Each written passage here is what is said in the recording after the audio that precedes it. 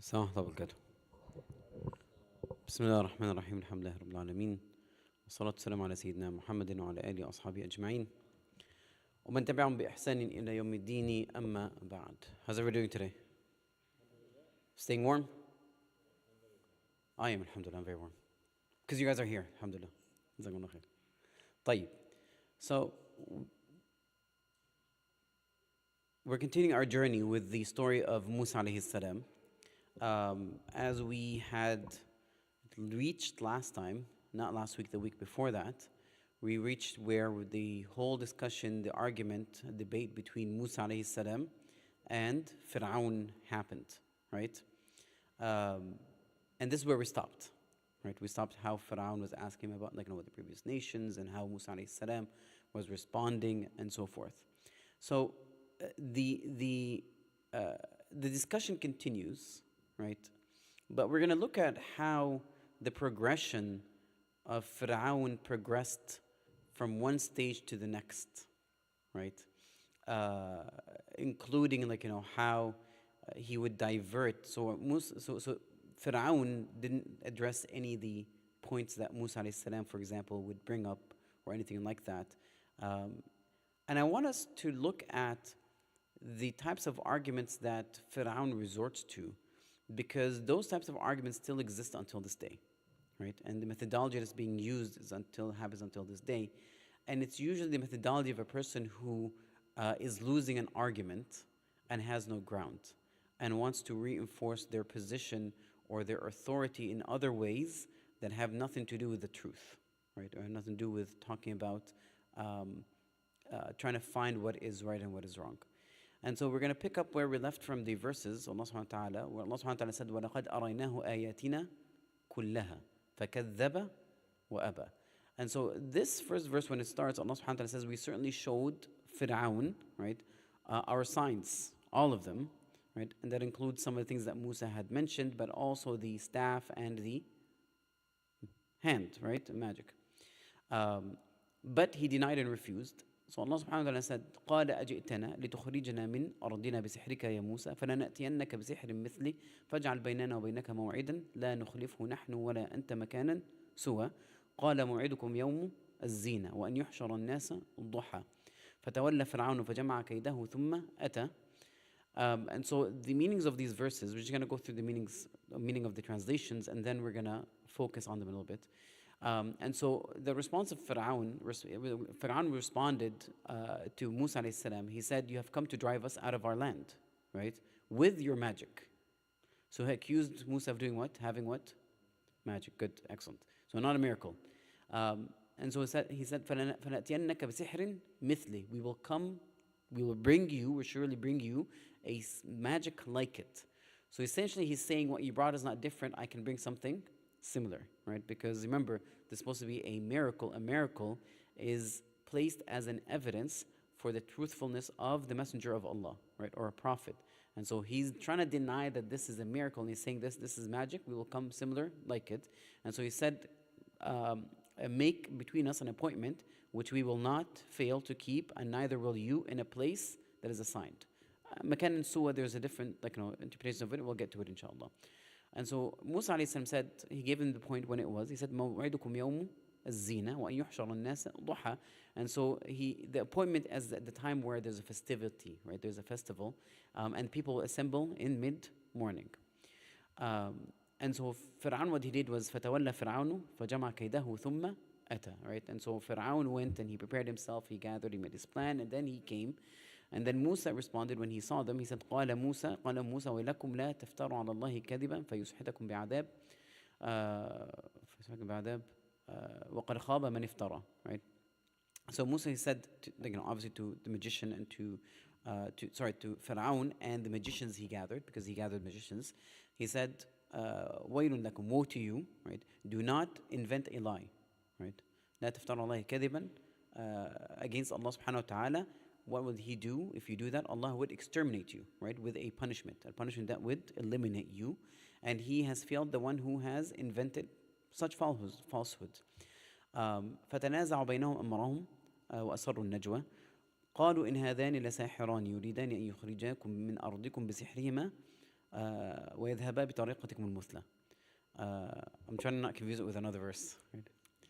So the sorcerers, right, the magicians, they gathered, right, they disputed among themselves, and we're going to talk about why they disputed among themselves, and they can in private, and they discussed, and then they came back with the response. They said these are two magicians talking to about Musa and Harun.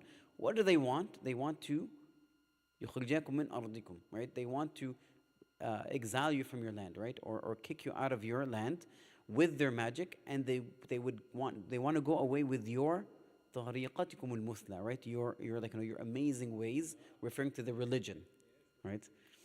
فأجمعوا كيدكم ثم أتوا صفا, and so gather your plan and like what you're going to do, and come in a straight line. قد أفلح اليوم من استعنى, today will succeed the one who is superior or the winner. قالوا يا موسى إما أن تلقي وإما أن نكون أول من ألقى, and so they gave Musa the choice. He said, either you throw first or we will start first. So you start or we will start. And it's kind of curious that they actually offered that, right? And one of the things is why did they offer Musa the choice? But Musa said, بل ألقوا, right? قال بل ألقوا فإذا حبالهم وعصيهم يخيل إليه من سحرهم أنها تسعى, right? And so the magicians, they threw, and it was an illusion that all their staffs were turned into some sort of reptiles or snakes that were moving. فأوجس في نفسه خيفة موسى, and so Musa, he sensed himself a bit of an apprehension, and so Allah subhanahu wa ta'ala told قلنا لا تخف إنك أنت الأعلى. He told him, don't worry, you are the victorious, the superior. So we'll stop here and we're going to look at those verses, right? And so Musa alayhi salam, right, and his brother, when they came to Fir'aun with all the evidences, whether it is logical evidences or whether it is miracles, because the proofs that prophets tend to provide are not just in the form of miracles, they're in multiple different forms. But whatever all the forms that they came with to Fir'aun, he refused, right? And the way he responded to them was, one, I'm going to mention this now and we're going to look at it, right? There's like 3 or 4 ways Fir'aun responded. He made fun of them, right? He resorted to making fun of them. Is that addressing the argument? When you make fun of somebody, when somebody presents an argument and you make fun of them, are you addressing the argument? What are you doing? You're what? Yes, it is a form of distraction, but if you notice, you're dodging the issue, right? You are making fun of the person instead of, because it doesn't matter what the person is saying, it is whatever they're saying. It's not the person himself, but what they bring, right? And then there's also accusations that happen. So Musa alayhi salam, Musa will be accused by Fir'aun, right? One of the interesting accusations is that Fir'aun was saying, like, I'm afraid that he would corrupt you guys, right? So it's accusations like that. So they resort to accusations. I want to, when we talk about these things, think about the modern time, right? What happens, right? When we present arguments that, like, that provides our position for whatever we are talking about, whether it is the correctness of Islam, or whether it is, like, what's happening in Palestine, or what's happening, whatever the case is, right? Look at the response of those who we are arguing against, or that argument is made against. What do they resort to? A lot of times they resort to some sort of defamation, that's like an attack of your character, or they're going to make fun of you one way or another, or they will attack you, right? Attacks that have nothing to do with the argument, right? They'll call you either, I don't know, backwards or terrorists or whatever the case is, accusations, right? And then the other thing is resorting to violence, promise with violence, right? There's one more that will come along, inshallah. طيب. And so the response over here, right? When Allah subhanahu wa ta'ala said, وَلَقَدْ أَرْسَلْنَا مُوسَى بِآيَاتِنَا إِلَى فِرْعَوْنَ وَمَلَئِهِ فَقَالَ إِنِّي رَسُولِ رَبِّ الْعَالَمِينَ, right? So this is another verse when Allah subhanahu wa ta'ala said, I have sent Musa with my signs to Fir'aun and his people, right? His mala, which means the higher class around him. And he said, I'm the prophet of Allah subhanahu wa ta'ala. فَلَمَّا جَاءَهُمْ بِآيَاتِنَا إِذْ هُمْ مِنْهَا يَضْحَكُونَ, right? That's one of the verses that's not in Surah Taha. And so Allah subhanahu wa ta'ala says, when he presented to them the signs, they started laughing. They laughing at it, right? And then Musa, right, when he presented that and Fir'aun responded in that way, Fir'aun moved into another type of argument or methodology that he did because he thought that it would show the people present that he is better than Musa. Okay, that he is better than Musa, right? And that is more of presenting their position, right? So this is another verse in the Quran. When Fir'aun said, وَنَادَ فِرْعَوْنُ فِي قَوْمِهِ قَالَ يَا قَوْمِ أَلَيْسَ لِي مُلْكُ مِصْرَ وَهَذِهِ الْأَنْهَارُ تَجْرِي مِنْ تَحْتِي أَفَلَا تُبْصِرُونَ. Right. So he said, he was talking to the people, right? So when Musa was saying that I am the messenger of Allah, here are the evidences. And so Fir'aun said, like when he was talking to his people, he said, am I not the king of Egypt?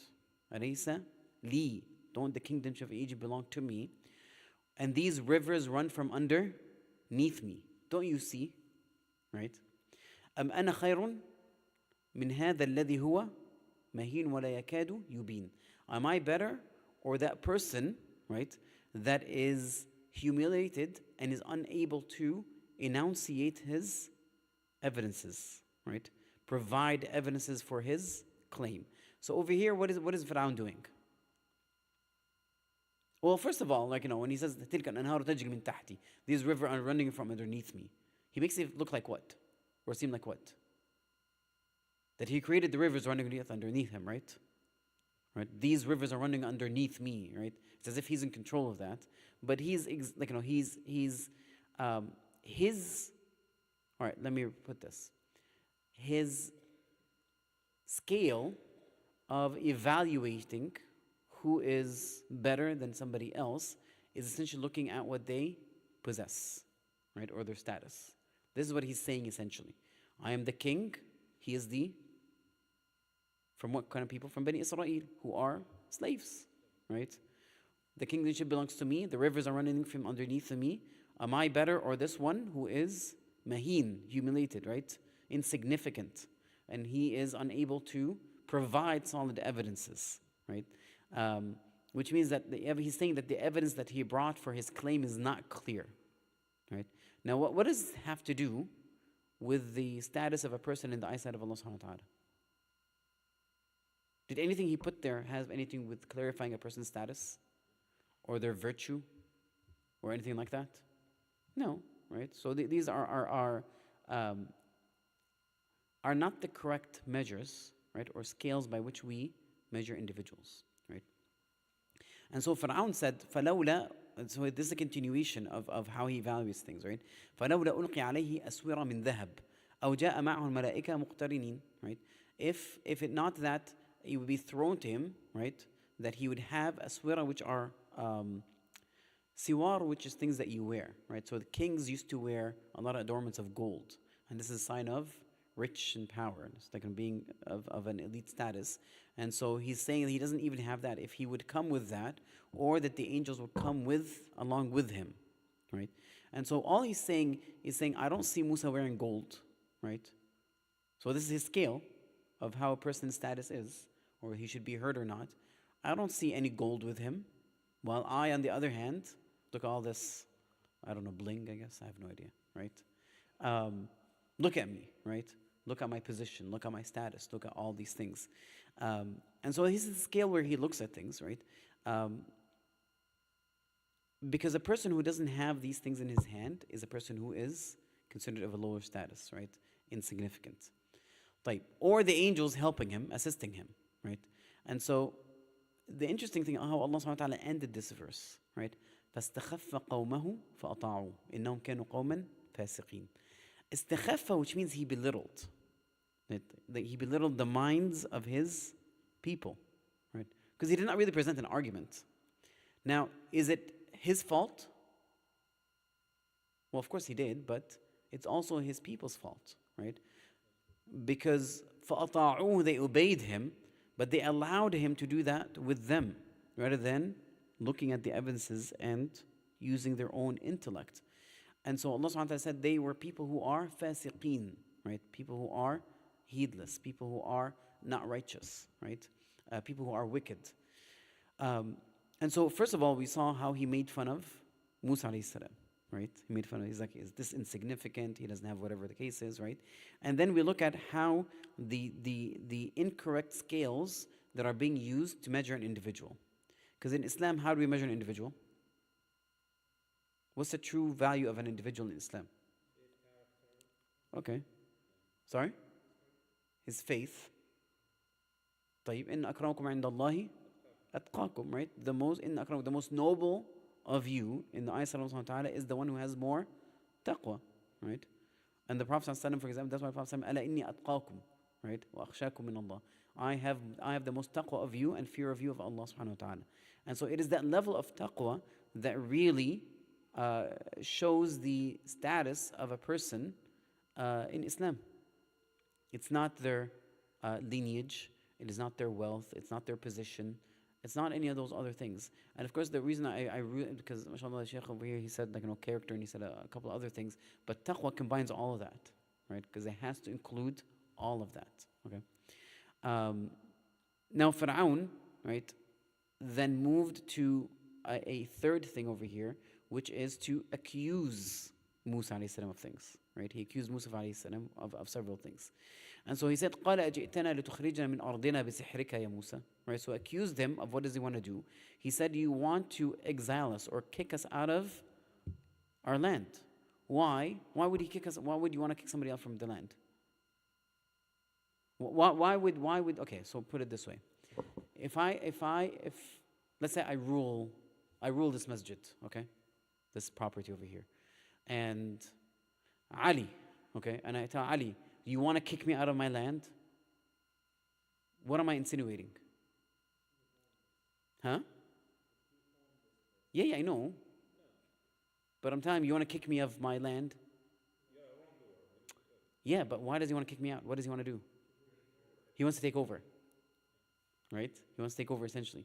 And so this was the accusation that Fir'aun was placing upon Musa and Harun. He's saying, like, you want to kick us out of Egypt. Why? So that Bani Israel would rule. Right? So you would take over the land and you want to rule. So that you would overrule over the Coptics and enslave them essentially. Right? And you use this magic as a means to do that. Right? And you use this magic as a means to do that, to scare them, to terrify them, right? To kick them out of that land. So those are types of accusations that Fir'aun, right? He did, right? So he didn't even acknowledge it as a miracle. He called it a magic, right? And so now, if you are challenging, so Fir'aun, by the way, is very smart. So he set the stage now, right? He said, you want to do this, like you're presenting this magic so you can kick us out of this land. Now he has a chance to do what? He said, فَلَنَأْتِيَنَّكَ بِسِحْرٍ مِثْلِ, right? I'm going to come with a similar magic, right? You and your brother Musa, right? You guys are not here to uphold what is right. You're not here to fix what is wrong, but you want to rule Egypt. This is why you're here, and you came to want to control things, and you are tricking the people with magic. I will come with certain magic to show you that you guys are false, okay? That you are not true. Yes?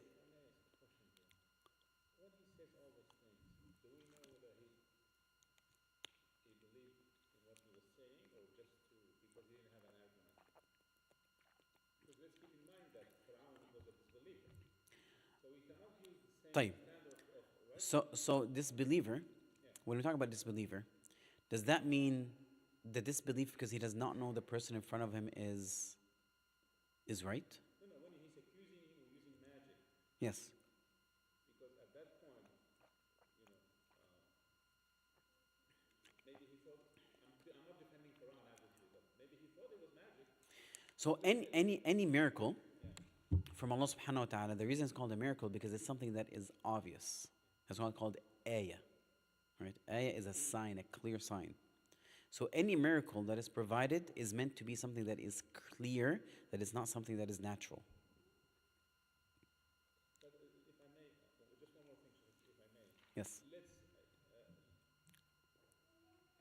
I think it is worth noting that at that time, magic was at its top. Yes. It's very important. Yeah.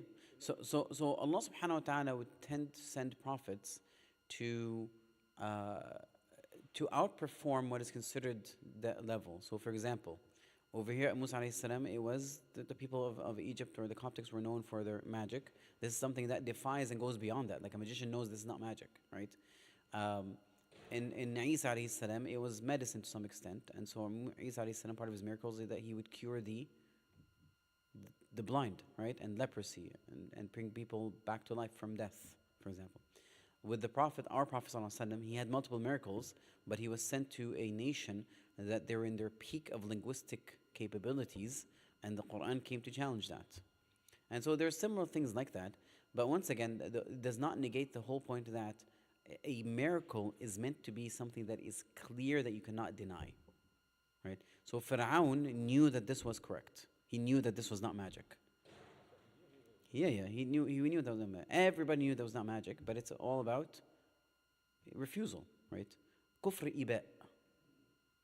Like the kufr of, so kufr comes in different ways, right? Kufr over here doesn't mean that they don't believe or they have doubts. No, a person might know that somebody is truth, that this is a messenger, but I'm not going to do it out of arrogance, right? Like the Jews, for example, the Jewish tribes that were at the time of the Prophet ﷺ. They said, we know that he's a messenger, but we'll never follow him. They believed it, right? But the meaning of, correct me if I'm wrong, Sheikh, what is the meaning of the verb kafara in Arabic? Is to cover something that you know Well, you cover that. the word kufr comes from concealing, right? This is why the farmers are called kuffar. It doesn't mean that they're disbelievers, right?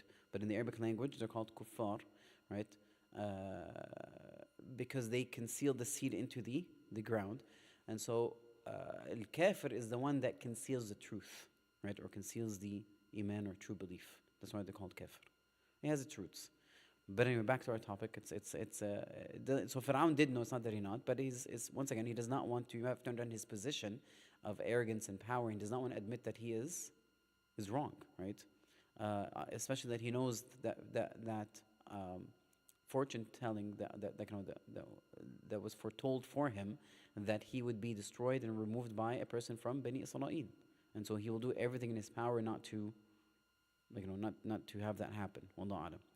طيب, where are we? So he made fun of Musa. He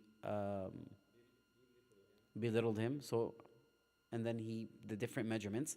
And then the other thing we're talking about over here is almost like a fear tactic methodology, right? Fear tactic methodology that is used to place fear into Musa and anyone who wants to follow Musa. And so when Fir'aun said فَلَنَأْتِيَنَّكَ بِسِحْرٍ مِثْلِهِ فَاجْعَلْ بَيْنَنَا وَبَيْنَكَ مَوْعِدًا لَا نُخْلِفُهُ نَحْنُ وَلَا أَنْتَ مَكَانًا سُوًى. And so he said, let's have a place, an agreement, right, of a place, a specific time and a place that I will not defy and you will not defy, right? Can we use the word also intimidation? It is intimidation. It is a form of intimidation. It's a better word to use intimidation, obviously, right? But it slipped my mind, subhanAllah. But these are intimidation tactics, right? Now, once again, I want you to think of what's happening and then also in the modern days and throughout history, right? Those are intimidation tactics. So intimidation tactic over here is being implemented. And so Fir'aun, essentially, when he was doing this, he's among many people, right? He has the Coptics, he has the power, and you are yourself, ya Musa, right? And so when he said فَاجْعَلْ بَيْنَنَا وَبَيْنَكَ مَوْعِدًا لَا نُخْلِفْهُ نَحْنُ وَلَا أَنْتَ مَكَانًا سُوًى, right? فَلَنَأْتِيَنَّكَ بِسِحْرٍ مِثْلِهِ. So essentially he's already telling Musa, I'm going to come with people and you are by your... Like I have the people with me. Yes, and you are alone, right? That's a form of intimidation. But also, by the way, if you can look at the different ways that he did this, right? The forms of intimidation is kind of interesting. Now, when Fir'aun said makan and suwa, right? Makan and suwa. Suwa over here can mean either a place that is in the middle of town, right? The middle of town, because usually any challenges that used to happen would happen in the midtown center, so that it would be clear who's victorious to everybody else, right? Now, the other opinion, makan and suwa, is a place that is flat, right? Where everybody can see, right? There are no elevations or anywhere, but a place where everybody can see everything, right? Clearly. And so this also can be a correct meaning, Wallahu alam. طيب. اجعل بيننا, right? So he's telling Musa, right? You decide when. right? You decide when, we'll be there, right? Decide when. And so Musa alayhi salam, what did he pick? Yes. So Musa alayhi salam, obviously he's confident. He didn't pick a time where there's not a lot of people, or if he, if something happens, nobody will see it. Musa alayhi salam knows that he's saying the truth. Musa alayhi salam knows that he has Allah's support, and so he took that opportunity, right? And he decided to choose a time where it was a time of festivity, and not just that, but a time where it is midday, right? Where people would be awake and clearly see everything that is happening, right? And so Musa alayhi salam took advantage of that, right? He said, قَالَ مَوْعِدُكُمْ يَوْمُ الزِّينَةِ وَأَنْ يُحْشَرَ النَّاسَ ضُحًى, right? So the day where the Coptics would have this celebration, this festivity.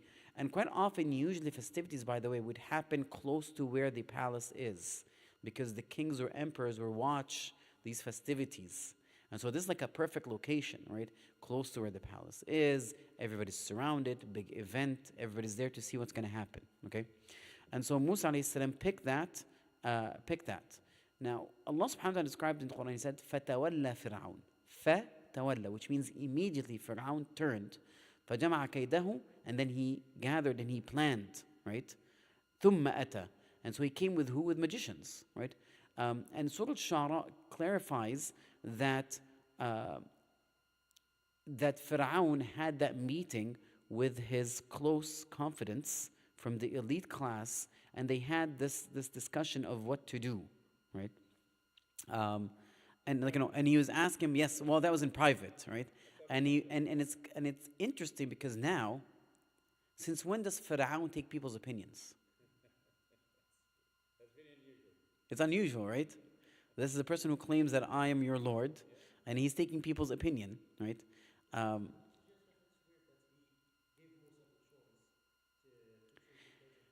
Well, when you're challenging somebody, that you're confident, you're being aggressive towards them, and tell them, pick any day, any time, I'll be there, right? It is a form of intimidation. You see that a lot between, I don't know, have you... I don't know. I used to get in trouble a lot with other people, right? And part of the things we do, when we get into fights, name when and where we're going to be there, right? Type of deal. Long time ago. Alhamdulillah. Alhamdulillah. Part of growing up, Sheikh.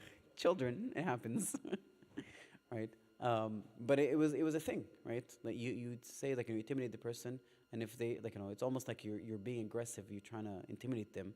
And of course, a lot of people will say, la, la, la, la, whatever, and then they just run away, right? But if the other person is confident in themselves, they'll just name the place, and then you end up having to show up and fight, right? Fir'aun was a very smart person, right? We're gonna look at some of the other things, right?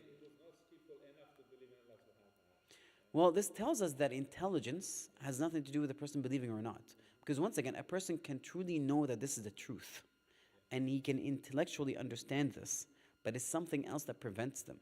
And a lot of time, it's some sort of disease of the heart, right?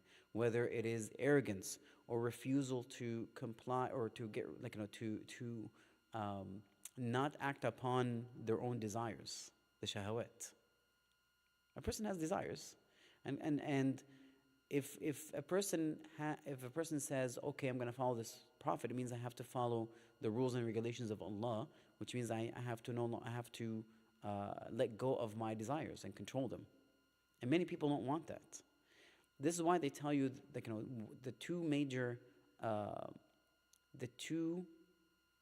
diseases of the hearts are misconceptions and desires, and they actually feed on one another, right?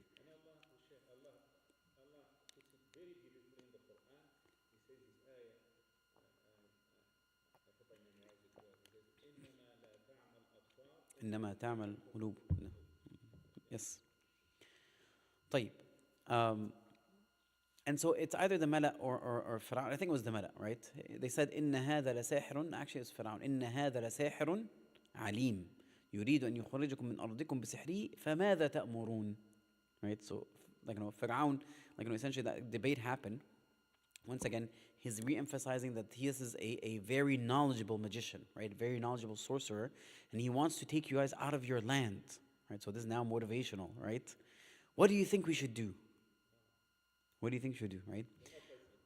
MashaAllah, now he's democratic, right? Um, he's not like, no, the whole point is not appearing as a tyrant now, right? He's appearing as the person who wants the best for his people, right?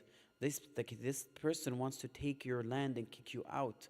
Tell us, what should we do, right? What do you think we should do, right? And so they advised him, said أرسل في المدائن حاشرين, right? يأتوا بكل سحار عليم. So they advised him, they said, send to the village, right? في المدائن, for all the people and gather, right? The gatherers to gather every knowledgeable sorcerer, right? Every knowledgeable sorcerer. Now, we're going to comment this in a little bit, right? But actually, here, let's ask this. Why does he need that many sorcerers, that many magicians? To prove that Musa is wrong, how many do you need? One, right? The most skilled of the sorcerers to just challenge Musa.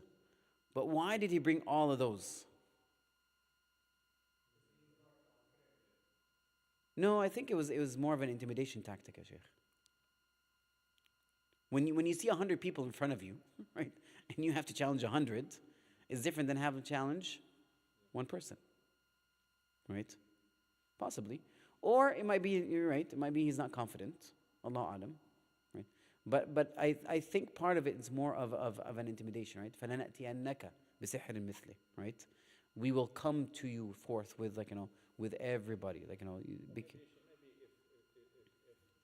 one magician fails to deliver, someone else would be able to deliver. so you would do it one at a time, Yeah, right? But what they did was they all came together all at once, right?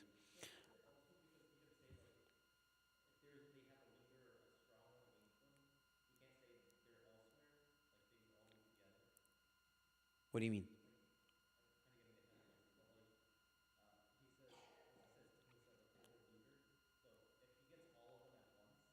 No, that wasn't planned yet, right? That was not something that was planned. But there was a reason he made that comment. What time did we start today? Does anybody know what time we started? 8:25. Huh? Did somebody say something? طيب. Did he say chai? I heard chai. That's all I heard. I heard chai. Just making sure. Do we have real chai today? Are you sure? طيب. Yes.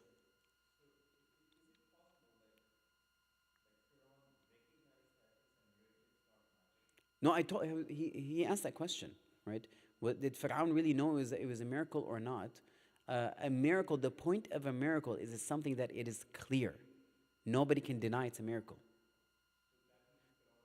Yes, of course. Well, whatever the case is, he accused him of doing a magic, not a miracle. And he says, I can bring something similar.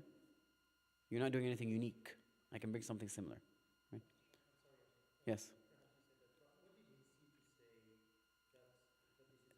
So, فألقى عصاه.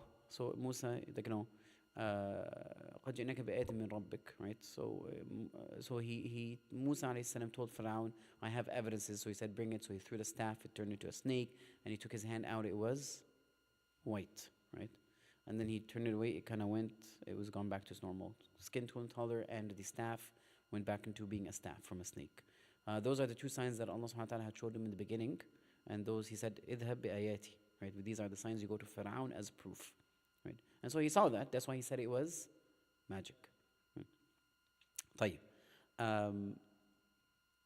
Now it was mentioned in some of the books that the number of magicians that Pharaoh had gathered was about 70,000, right?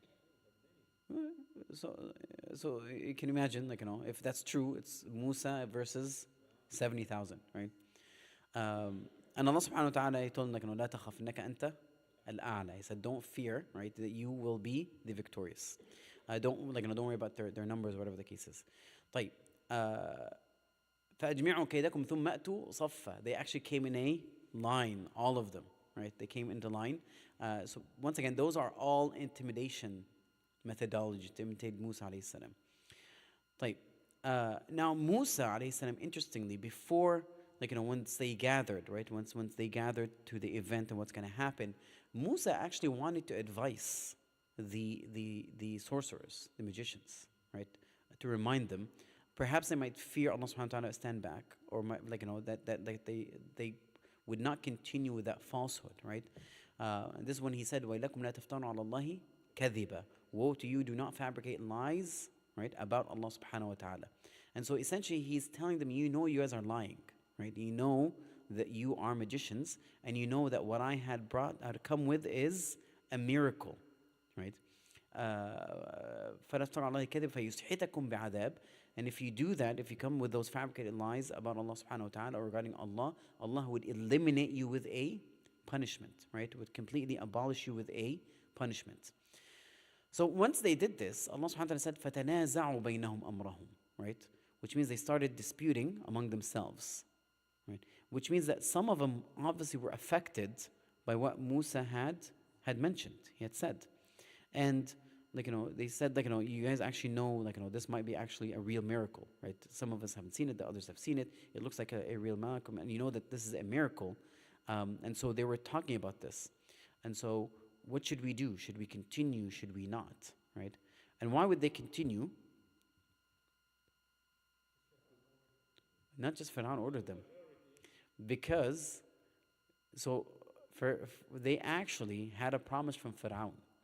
So they said, قالوا لفرعون إن لنا لأجرا إن كنا نحن الغالبون. Do we have monetary, like an ajr, a reward, if we are victorious? He said, نعم وأنتم, right? من المقربين, right? Not just that, right? وإنكم إذا لمن المقربين. So he said, yes, you'll have a reward and you'll be among the close to me, right? So now you become into the circle of Fir'aun himself. That is a lot of power, right? And so now they had to, okay, should we continue with this or not? There's a lot of wealth that's going to happen. We're going to have a lot of status. What do you think, should do or not? And so, yeah, without the presence of Fir'aun.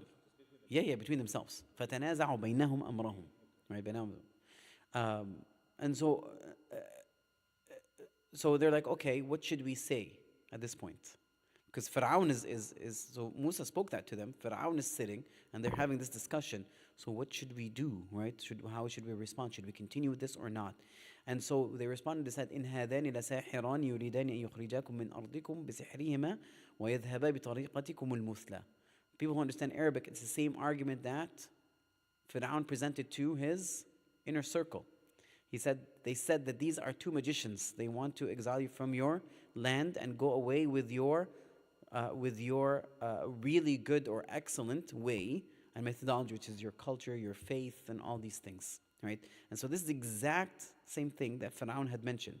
But it's also exactly the same thing that was mentioned to the Prophet ﷺ in Mecca when he recited the Quran, and they wanted to come up with what to call this. They called it magic. إن هذا إلا سحر يؤثر. إن هذا إلا قول بشر. Right? When the people of Quraysh, they gathered and they wanted to figure out what we're going to do. So this is Al-Walid ibn al-Mughira. When they asked him, what should we do with this, right? How should we address this? And he told them, we have to say the same thing, right? And he told them, after he heard the Quran, he said, you know that I'm most aware of what the sorcerers say, what poetry says, what all these things, what magic is. And there's nothing I've heard like the Quran. And so they're like, okay, what are we going to say? He said, the best thing we can say is that it is magic. Same accusations, right? طيب. And so they said, he's a magician, right?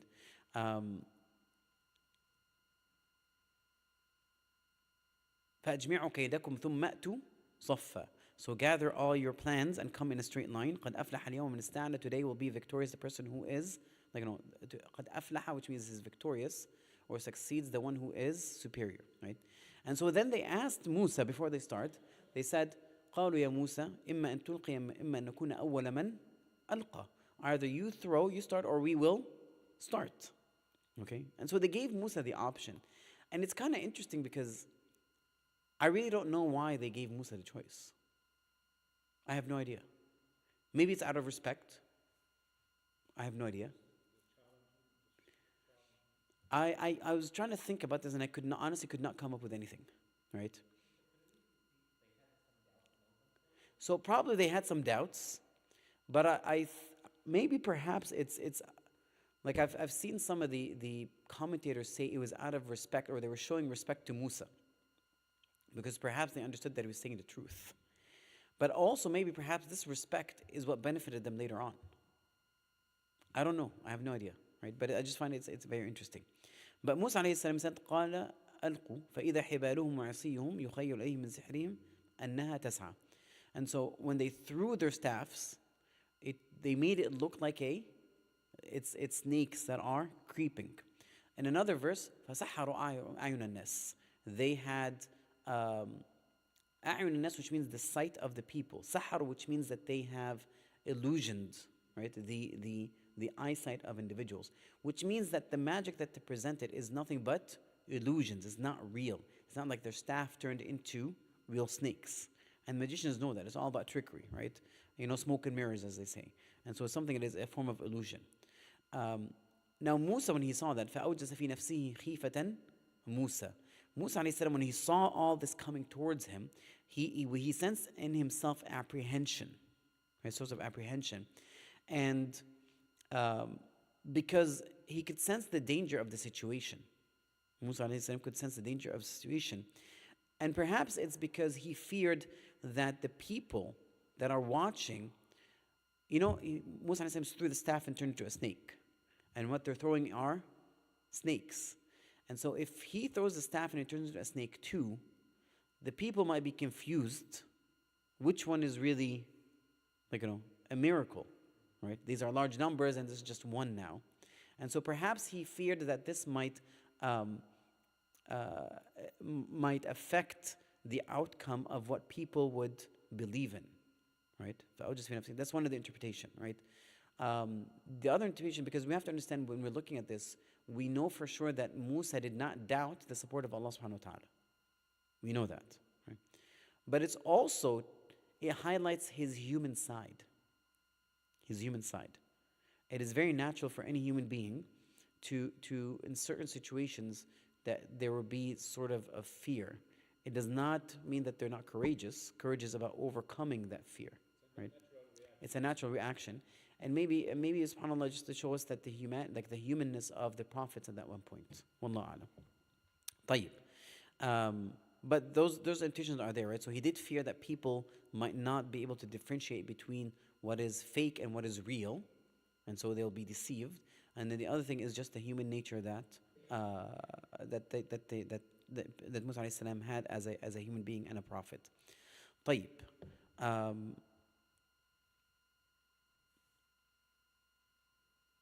I thought I would be able to cover more. I don't know. Some people want chai. Are you guys okay with? Well, the thing is, the next part is like it's gonna take us. I'll be honest, like another 20 minutes, half an hour. Are you guys okay with that? Yes. طيب. Whoever wants to get chai, please go get chai. Right. And if you want, bring me one too. Right. If you're gonna go, all right? طيب. So we are at the point where now, where the sorcerers would throw, and they created this illusion. And Allah subhanahu wa ta'ala ordered Musa alayhi salam to do, وَأَلْقِ مَا فِي يَمِينِكَ تَلْقَفْ مَا صَنَعُوا إِنَّمَا صَنَعُوا كَيْدُ سَاحِرٌ وَلَا يُفْلِحُ السَّاحِرُ حَيْثُ أَتَى. And so Allah subhanahu wa ta'ala ordered Musa alayhi salam to throw the staff in his right hand, تَلْقَفْ مَا صَنَعُوا. تَلْقَفْ, which means it would completely engulf, swallow everything. Now you imagine, we said 70,000, right? And this is one staff. Whatever, it turns into a snake that will swallow everything, okay? Because what they had brought is just magic, right? And the planning of the magician will never succeed, right? Now, once the magicians saw that, Allah subhanahu wa ta'ala said, فَأُلْقِيَ السَّحَرَةُ سُجَّدًا قَالُوا آمَنَّا بِرَبِّ هَارُونَ وَمُوسَى. So once they saw this, so essentially the imagery that happened is that this staff turned into a snake, swallowed everything, And then Musa, when he pointed at it or told it to come back, it came back into a normal staff. Where's everything that it ate? Like there's nothing, right? There's nothing bulging. It's not a bigger staff or anything like that. It's just a regular staff. And so the magicians knew that this was not fake. So what they did, فَأُلْقِيَ السَّحَرَةُ سُجَّدًا. They fell down, prostrating, and they declared in front of everyone, آمَنَّا بِرَبِّ هَارُونَ وَمُوسَى, right? So Fir'aun responded, he said, قَالَ آمَنْتُمْ لَهُ قَبْلَ أَنْ آذَنَ لَكُمْ إِنَّهُ لَكَبِيرُكُمْ الَّذِي عَلَّمَكُمُ السِّحْرَ فلأقطعن أيديكم وأرجلكم من خلاف ولأصلبنكم في جذوع النخل وتعلمون أينا أشد عذابا وأبقى.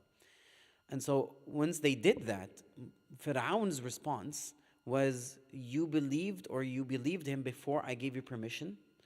This definitely is, like, he's probably your master. He definitely is your master, your teacher, and this is something that you have planned. This is something that you have planned. And so I will, I would sever your hands and your feet from opposite directions, and I'm going to crucify you on the palm trees, right? And so the response of the sorcerers when he made that threat said, قالوا لن نؤثرك على ما جاءنا من البينات والذي فطرنا فاقض ما أنت قاض إنما تقضي هذه الحياة الدنيا. They said, we will not prefer you, we will never prefer you over what has come to us from clear proofs, right? And we're not going to prefer you over the one who has created us. So decree whatever you decree, you're only decreeing this worldly life, right? إن آمنا بربنا ليغفر لنا خطايانا وما أكرهتنا عليه من السحر والله خير وأبقى, right? And so they said, we believe, indeed we believe in Allah subhanahu wa ta'ala, so that He may forgive our sins and what you have compelled us to do of magic, and Allah is better and more enduring. This is in response to what He said, you'll know which punishment is more enduring, and they respond by saying Allah is more enduring. But also Musa, when he was talking, he said Allah is more enduring. طيب إنه من يأتي ربه مجرما إنه من يأتي ربه مجرما يوم القيامة فإنه يأتي ربه مجرما إنه يأتي ربه مجرما فإن له جهنم لا يموت فيها ولا يحيا. Who comes on the day of judgment, mujrim, which means like a transgressor, right? A person who has committed sin, sinful. Then he has a severe punishment on the day of judgment, that he neither dies nor is he alive. وَمَنْ يَأْتِهِ مُؤْمِنًا قَدْ عَمِلَ مِنَ الصَّالِحَاتِ فَأُولَئِكَ لَهُمُ الدَّرَجَاتُ الْعُلَى. And those who come to Allah subhanahu wa ta'ala in a state of iman and they have performed good deeds, those would have the لَهُمُ الدَّرَجَاتُ الْعُلَى. They have the higher ranks, right? جَنَّاتُ عَدْنٍ تَجْرِي مِنْ تَحْتِهَا الْأَنْهَارُ. Gardens of perpetual residence, beneath which the rivers flow, right? خالدين فيها, they will remain in it for eternity. وذلك جزاء من تزكى. This is the word, the one who has purified himself. Right? So that is the part we're going to look at. So when Musa عليه السلام, right, and as I mentioned, when he threw his staff, and it literally did swallow everything, right? Completely swallowed everything, which was not normal, right? This is not something that is a normal. The magicians, they know the difference between what is magic and what is not magic, right? Because they're very skilled. Any person who's skillful knows a lot of things about their trade or whatever they're doing. And so when Musa pointed to his staff, it came back as it is, right? And nothing is like, where did everything go and so forth. The sorcerers of Fir'aun, who were there to support Fir'aun, all of a sudden, what did they do? The opposite effect happened. They were there to defeat Musa. All of a sudden, they started following Musa, alayhi salam, right? And so they first threw their staff, and then they threw their heads on the ground, right? So they came with an intention. They were fighting against Allah and His Messenger, and they ended up obeying Allah and His Messenger. And this is what Iman does. Like, Iman, once it enters the heart, it has the power to change anything, right? It has the power to move mountains. And this is really important because you need to understand the position of the sorcerers. When they make that decision, they know what's going to happen next. This is Fir'aun they're talking about over here, right? But did that prevent them from doing whatever they want to do? No, right? This is what happens once again when iman mixes with a person's heart. And so they declared this, آمنا برب هارون وموسى. Now, they could have hid it, right? They could have hid it. They know Fir'aun is going to kill them. They could have hid what they, their belief to later on and come and follow Musa from outside. But why didn't they do that?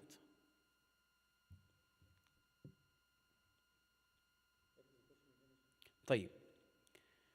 Over here, obviously, the sorcerers declared openly in public their statement. They know what's going to happen. Their life is going to be in threat from Fir'aun.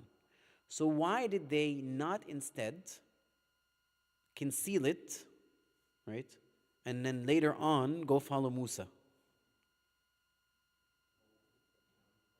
Huh? I know, everyone is watching, but doesn't mean you have to admit your Islam. But let's not forget, they lost the challenge, right? Yeah. They lost the challenge. Losing a challenge doesn't mean I'm going to admit I'm wrong.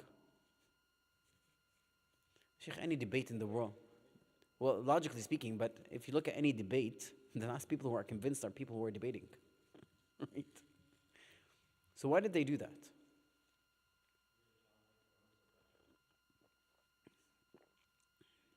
It's a good guess.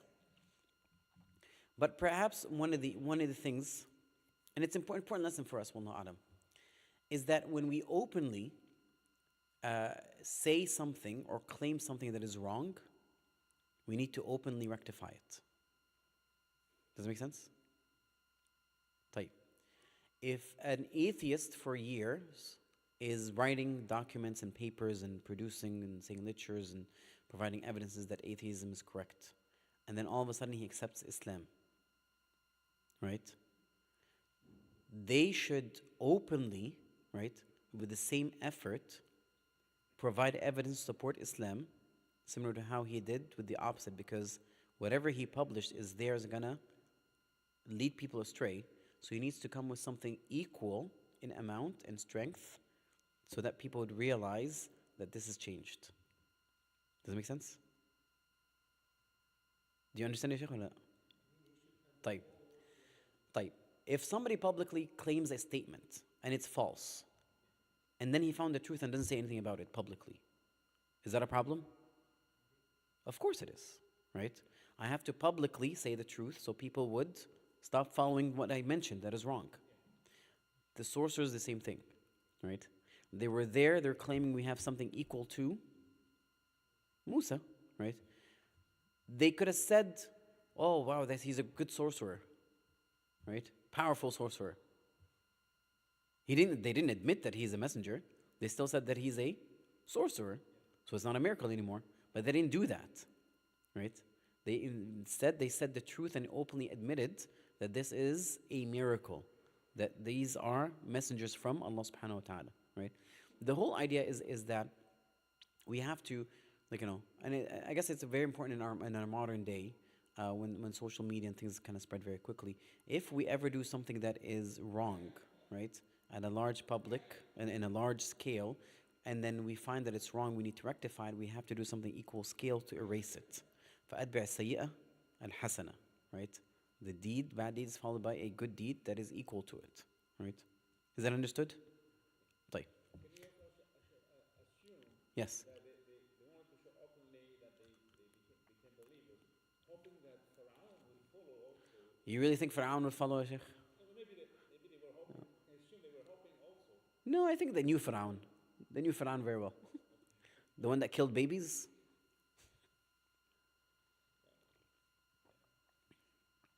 طيب. So similar to how they declared their falsehood, they wanted to openly also declare the truth, right? Now, of course, Fir'aun, this kind of, he probably hit the roof when this, this happened, right? This kind of drove him crazy. Because these are supposed to be the men that are supposed to come and extinguish that fire that Musa had lit. But rather what happened instead? It became more, right? It became more.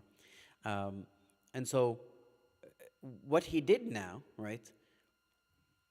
He used a very smart tactic. Okay? Usually if the truth comes out, if you lose the debate. You're supposed to follow the truth. But what did he say?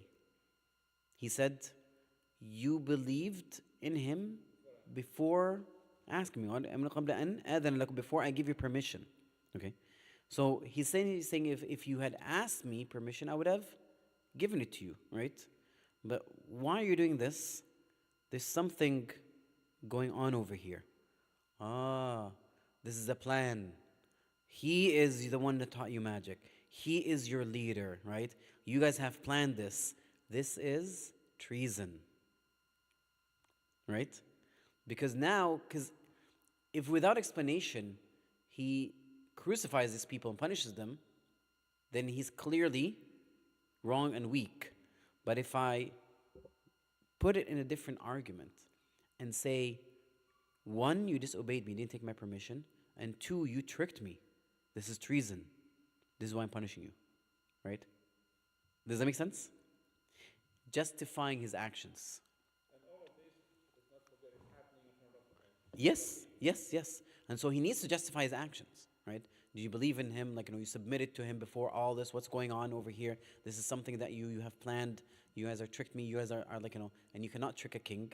You're not supposed to, backstab a king or anything like that, right? Yeah, it's exactly right. And so this is why the reason he said, I'm going to now, you have did this is wrong. What you did was wrong. This is not the right. You were not honest with me. You will be punished, right?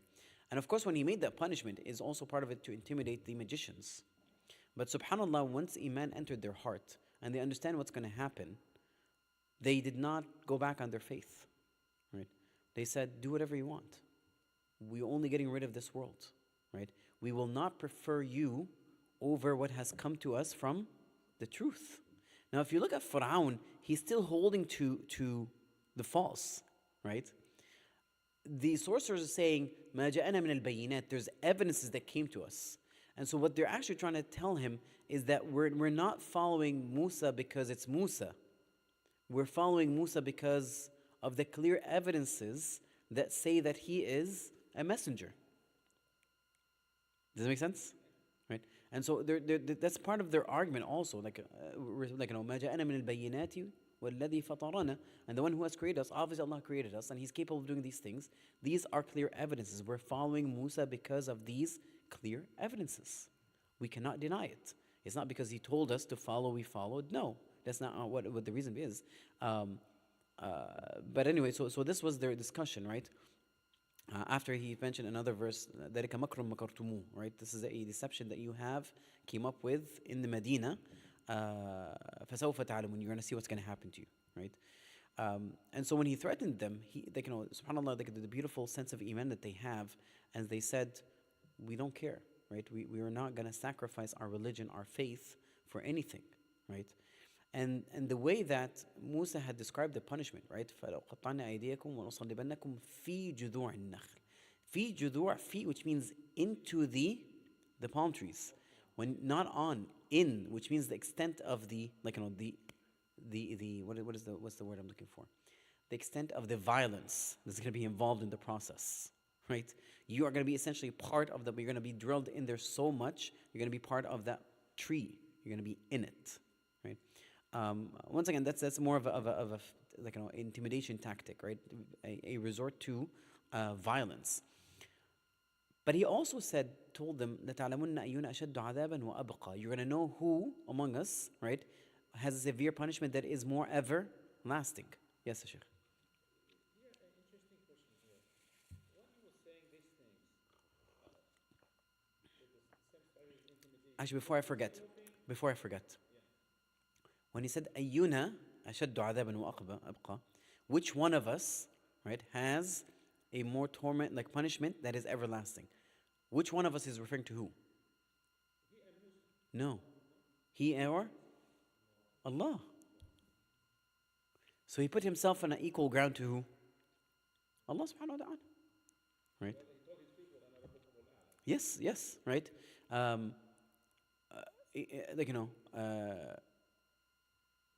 وَاللَّهُ خَيْرٌ وَأَبْقَى. Musa had said that, وَاللَّهُ خَيْرٌ وَأَبْقَى. And so Fir'aun is responding and he's saying, أَيُّنَا أَشَدُّ عَذَابًا وَأَبْقَى. But then the the sorcerers or the magicians, they also responded. They said, "Wallahu khairun wa abqa." Right? Sorry. My question is, Yes. when he was telling all those things to the magicians, was he hoping that the magicians will turn around and change their mind? Well, I'm sure he would have. That's what was he hoping that? Probably he was hoping that Well, part of it maybe, right? by intimidating them more, he would become successful, Well, at least intimidating others from, like, not accepting Islam. or more people to Yeah, yeah. At least of it, right? Wallahu a'lam. طيب. Now, when the people of when the sorcerers said لن نؤثرك على الذي لن نؤثرك على ما جاءنا من البينات والذي فطرنا. They didn't say we're not. So they said we're not going to prefer you over the evidence, clear evidences, and the one who has created us. They didn't say we're not gonna prefer you over Musa. They didn't say that, right? Right? Because once again, it's as if they're saying we didn't follow Musa because he's Musa, but we followed Musa because of the clear evidences, right? We followed the evidence. Why aren't you following the evidence? Right? Essentially, right? But once again, a really important point to kind of note over here is that intelligence, because a person is intelligent, doesn't mean that they will be guided. Guided might not necessarily come intellectually. Guidance comes through, essentially, the heart, right? Essentially. طيب. I think we'll stop here with that conversation with the sorcerers, and then we're going to move to the next stage later on of how Fir'aun essentially will come hunting.